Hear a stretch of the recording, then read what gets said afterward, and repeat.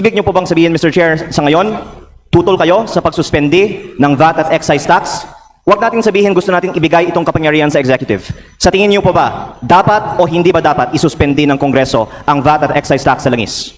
Ako naniniwala akong dapat siyang isuspinde. Personally, naniniwala ako sa panahon ng krisis. Pero ang krisis ay wala tayong, we don't have the necessary measure to see whether how impactful that crisis is. That's why it's a delegated power, much like any other emergency power. We let the executive do it. And we express our sentiment. And in fact, I continue to express my sentiment that they should have. But if you are telling us that we should automatically suspend it for fuel today, I don't agree with that methodology. Because the methodology is, we give it to the executive, we make them decide, at kung sila'y nagkamali dyan, sisingilin natin sila later on kung nagkamali sila sa kanilang desisyon.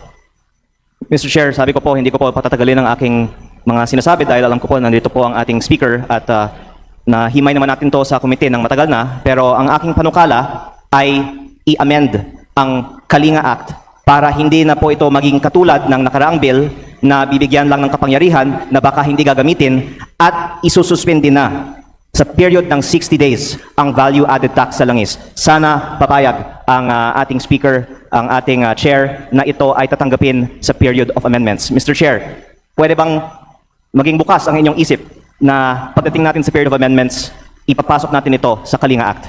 Mr. Speaker, between you and me, sisiguraduhin ko mas bukas ako kaysa sa ibang pinag-iisipan.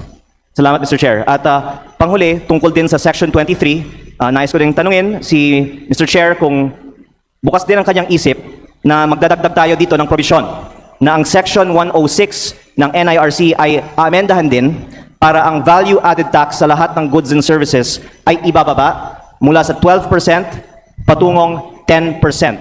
Kung papayag po si Mr. Chair, para sa lahat ng mga kababayan nating nanonood ngayon, pwede sa pagpasa ng panukalang batas na ito, ibabalik na ang 12% VAT sa 10%. Payag po ba si Mr. Chair na ang VAT ay ibalik sa 10%? Kung yan ang magiging paraan para ibaba yung VAT from 12 to 10%, effectively sa lahat ng goods, ay mababaliwala o ma-declare null and void or unconstitutional ang ating proposed bill. Dahil ang proposed bill natin needs to tackle only one specific subject matter, and that is the oil price hike or the oil crisis or the energy crisis that we are facing.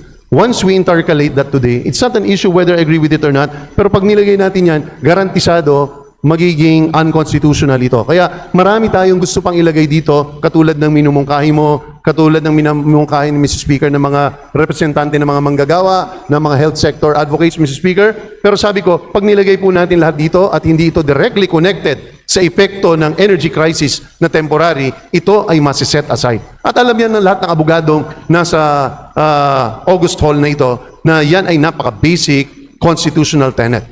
Ayaw ko iwasan at gusto ko iwasan na lahat ng paghihirap natin, lahat ng trabaho at sa mabilisang pangangailangan ng taong bayan ay mababaliwala dahil lamang sa isang probisyon. Ang sinasabi ni Mr. Chair ay ang pagbaba ng VAT mula 12 patungong 10% ay hindi tugon sa oil crisis. At sa aking pananaw, ito po ay certainly tugon sa oil crisis. Kaya hindi naman dapat maging dahilan ito na isatabi ang panukalang ito. Ngunit kung Hindi ko sinabi yun, Mr. Speaker.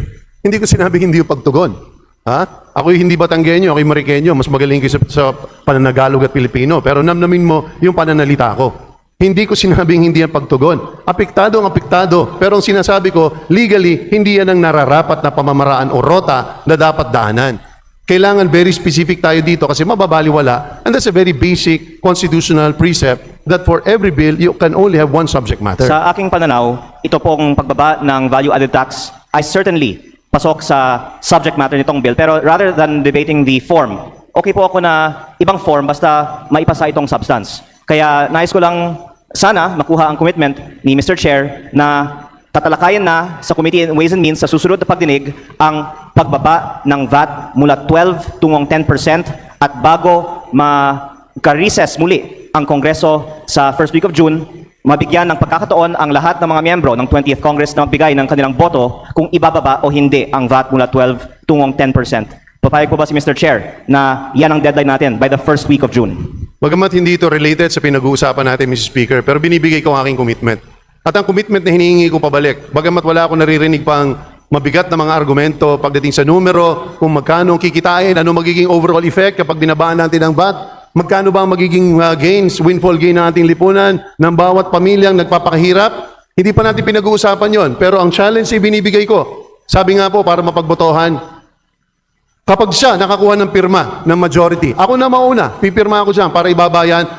As soon as you're able to get the signature of majority of the members of the Ways and Means Committee, akong mauna, ipapasa natin yan sa ating committee. That is my commitment. Salamat, Mr. Chair. Baka imbes na kailangan sa labas ng mga pagdinig natin pag-usapan itong bagay, baka pwede sa committee mismo mag-manifest ng posisyon ng mga miyembro ng Ways and Means Committee para malaman na rin ng kanilang mga constituents kung gusto nila ang VAT ay 12% o 10%. Kaya baka sa susunod nating pagdinig pwedeng i-manifest nito transparently for the information ng sambayanan. Mr. Speaker, kung wala kang masahanaping mas transparent pa kundi yung papel. Unless natatakot ang aking kaibigan na hindi siya makakuha ng pirma. Malinaw, kung hindi sino pipirma, yung taong yun ay hindi supportive. Ano Opo. pa pag-uusapan doon? Pareho naman po ang But you ating cannot tingin, hold Mr. Chair. hostage a process.